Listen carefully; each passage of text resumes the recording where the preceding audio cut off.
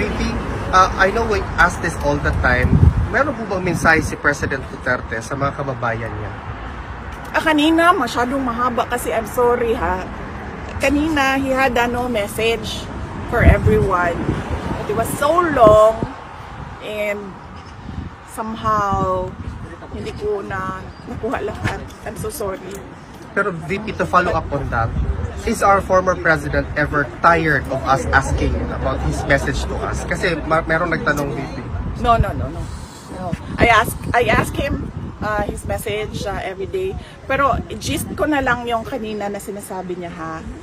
Sinabi niya, lahat ng ginawa niya ay para sa bansa. At sinabi niya, hindi lahat ng mga nakakulong, he was directing it to my son actually. Sabi niya, not all people in detention are bad.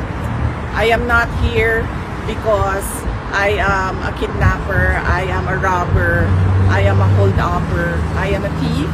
I am here because I did things for my country. And I do not regret going after criminals and going after people dealing in illegal drugs for my country.